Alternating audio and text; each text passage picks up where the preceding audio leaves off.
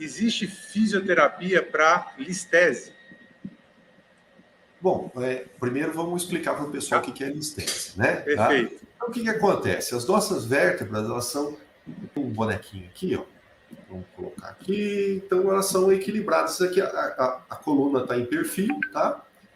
E eu tenho essa curvatura normal aqui para frente, que seria a lordose lombar, tá? Pode acontecer de repente, uma dessas vértebras aqui acabar por algum problema, né, mecânico, deslocando para frente. É a chamada anterolistese da vértebra, tá? Ela tem alguns motivos. O principal motivo é um defeito em uma das estruturas posteriores da coluna, tá? Bom, o que acontece?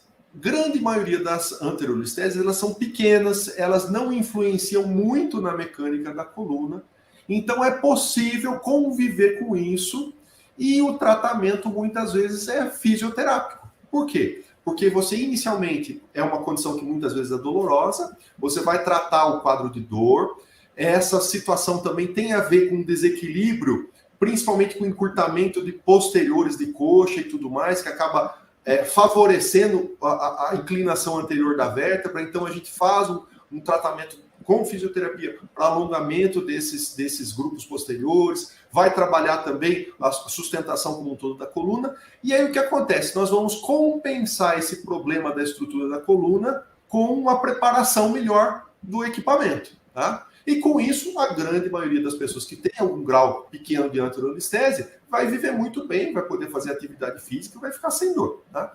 Eventualmente, algumas pessoas vão ter isso de uma maneira mais exagerada. Não é o comum, é raro, mas essas pessoas que têm isso de uma maneira mais exagerada, existe tratamento, mas em geral é um tratamento que você tem que mexer na estrutura mesmo, é cirúrgico, tá?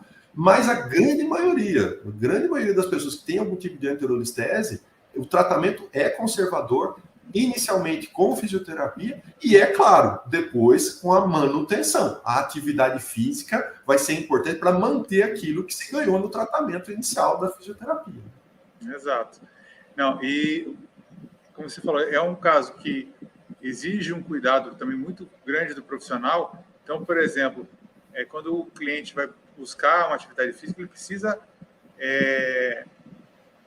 passar esses dados para o profissional e buscar um profissional que entenda o que é anestesia, né? Exatamente. E como tratar, como trabalhar, porque assim, do mesmo jeito que com a preparação física para um esporte, se eu não fizer direito, de vez eu melhorar o quadro e dar longevidade para a pessoa na prática de atividade, eu posso, na verdade, estar encurtando e criando um aumento de risco de lesão.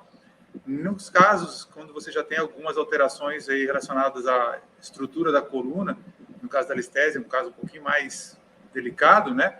O profissional precisa saber como trabalhar com isso de uma forma segura, de uma forma que a gente consiga progredir o trabalho para dar cada vez mais, fortalecer cada vez mais a estrutura, para que a pessoa tenha mais segurança no dia a dia dela para fazer as atividades dela. Em um mundo ideal, né, e é o que a gente tem buscado, né, Luciano, a existência da boa interação entre os profissionais que cuidam da saúde da pessoa. Né? Então, o médico ortopedista, o fisioterapeuta e o educador físico, idealmente, eles têm que estar trabalhando juntos, eles têm que se comunicar. Né? E isso é o que a gente vê. Né? Quando isso acontece, o ganho para a pessoa, para o cliente, para o paciente, é muito grande. Né? Sim. E o foco tem que ser sempre o paciente, o cliente, né? Porque, na verdade, a gente está aqui para prestar um serviço no sentido de realmente ajudar a pessoa a ter mais qualidade de vida, né? Então, no final das contas, essa troca, essa conversa, essa comunicação entre os profissionais, ela é fundamental para que o resultado aconteça, né? E aconteça da forma mais rápida possível e mais segura possível, né? Porque, primeiro de tudo, sempre segurança, né? Então, às vezes, é preferível a gente andar um pouquinho mais devagar no processo, né?